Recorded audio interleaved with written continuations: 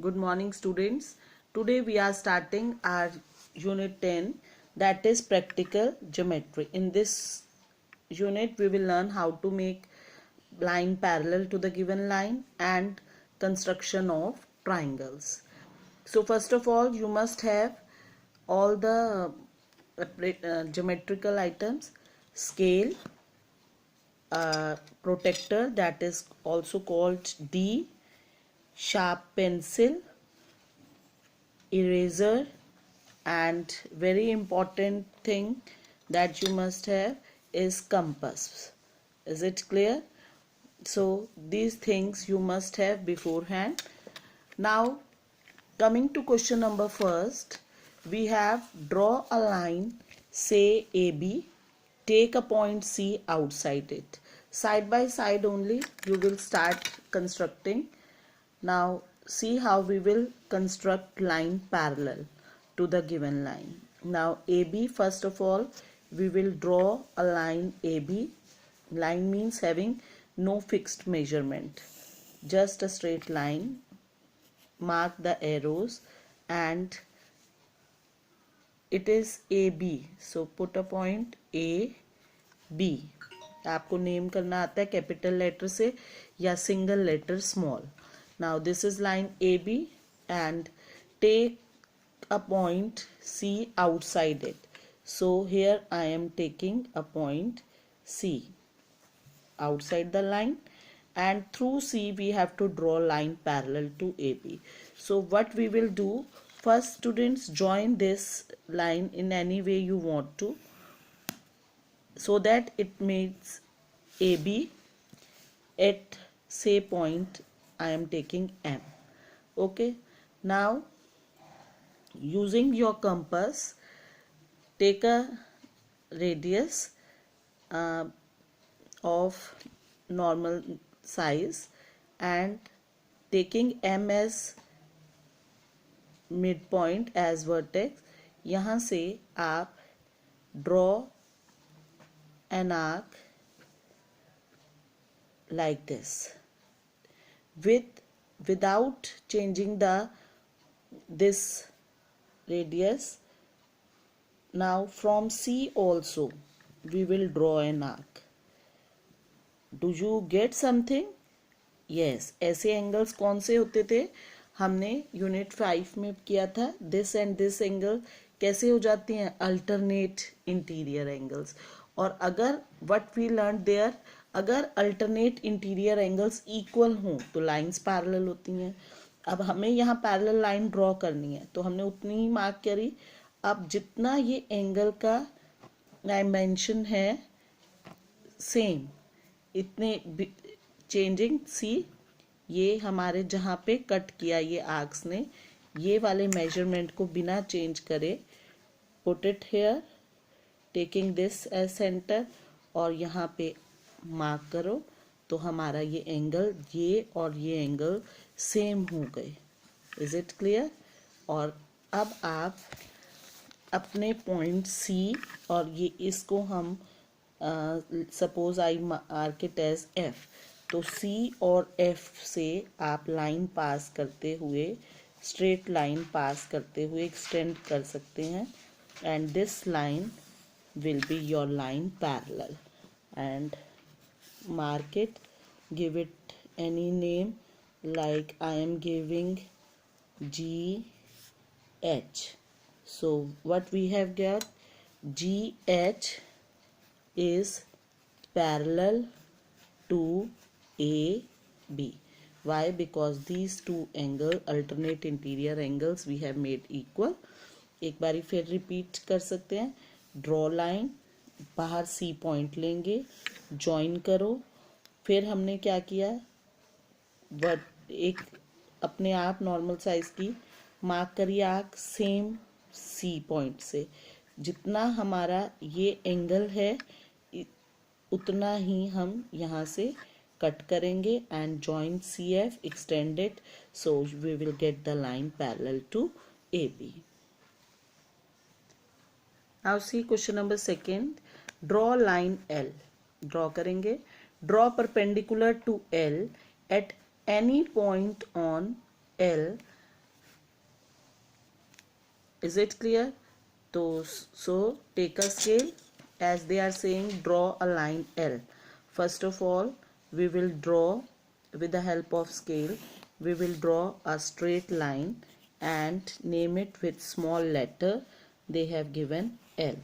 Now any point on L, like I take a point on this and mark it M.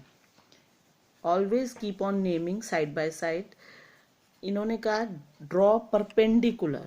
Now on this M we want to draw perpendicular, and in 6th class we have learned how to draw perpendicular. See, first taking radius of normal size, just with M as center we will draw this arc. Now without changing this, with same measurement of this, from here draw an arc. First this is 60 degree, then this is 120, extend it, and wherever these two arcs 120 and 60 will intersect, we will get an angle of 90 degree, means you will get perpendicular. Okay, now this is 90 degree, mark it here 90 degree. हमने बना दिया. On this perpendicular choose point X. कैसा? 4 centimeter away from L. So take radius. Now open the compass, 4 centimeter.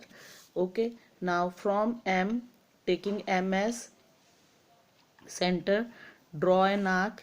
Wherever this arc will meet, you will mark this point as X. This is 4 centimeter away from L. L से 4 centimeter दूर हो गया, X point मिल गया. Through X draw a line M parallel to L. अब यहाँ X से हमें line draw करनी है जो L के पैरेलल होगी. Now it's same, we can, कई मेथड्स हैं. हम यहाँ पे अगर 90 डिग्री बना लें, या ये देखो, ये जितना खुला हुआ है विदाउट मेजरिंग कैसे बनेगा, जितना ये आर्क है X से सेम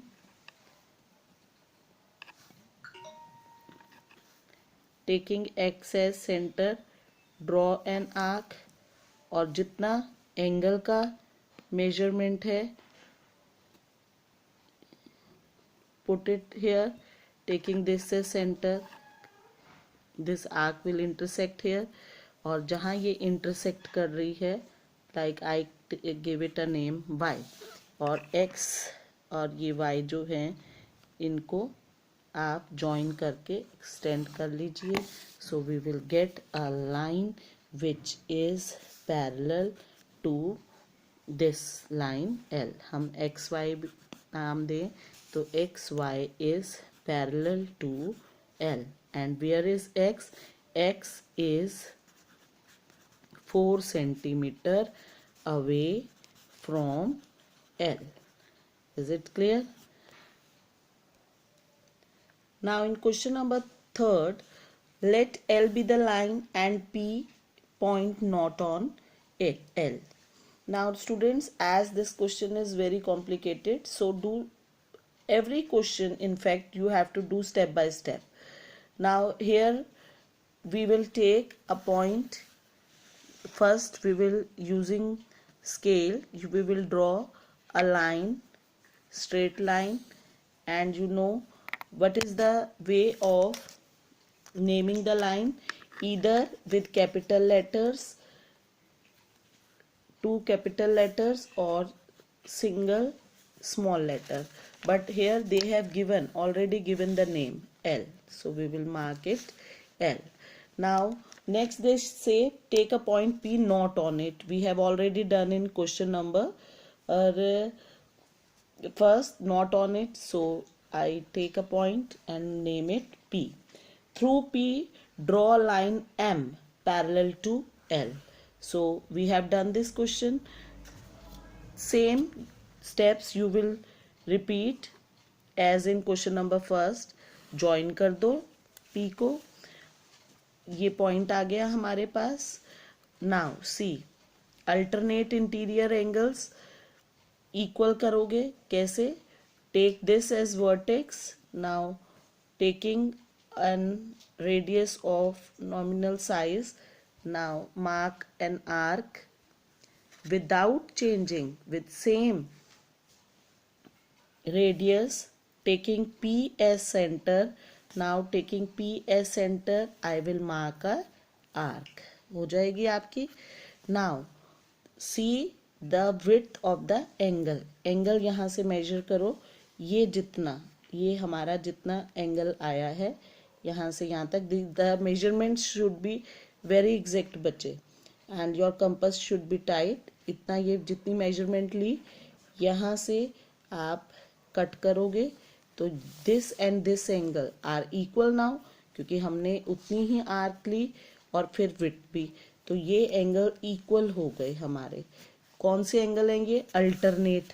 और हमने 5th यूनिट में already we have done that if the alternate interior angles are equal then the lines are parallel.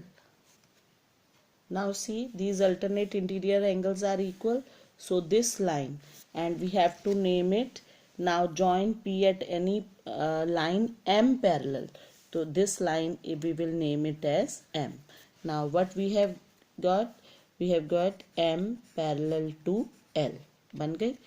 Now take any point Q on L. ये जो आपकी लाइन है इस पे हमने पॉइंट लेना है Q. हमने इस पॉइंट का कोई नेम नहीं दिया है, तो बेटर टेक दिस, तो थोड़ा सा फिगर आपका इजी हो जाएगा. इसको हमने Q नेम दे दिया. This line is parallel to this. Now Q on this हमने ले लिया.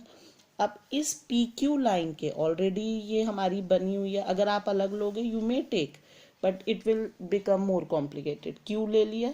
नाउ इस PQ के पैरेलल लाइन, PQ के पैरेलल कौन सी होगी? ये पैरेलल लाइंस कैसी होती हैं? Which do not intersect, have same distance all through. कितना ही एक्सटेंड कर ले, distance between the line remain the same.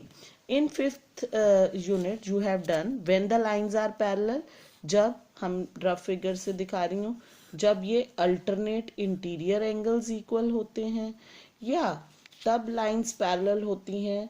जैसे ये दो लाइंस है, ये अब ये ट्रांसवर्सल होगी, या कॉरस्पॉन्डिंग एंगल्स, जैसे ये एंगल और ये एंगल कौन से हैं? कॉरस्पॉन्डिंग. ऐसे ही देखो फिर से, ये लाइन है, या तो ये फर्स्ट और सेकंड इक्वल होने चाहिए, या फर्स्ट और 4 equal हो जाए, because these are corresponding angle, then also lines will be parallel.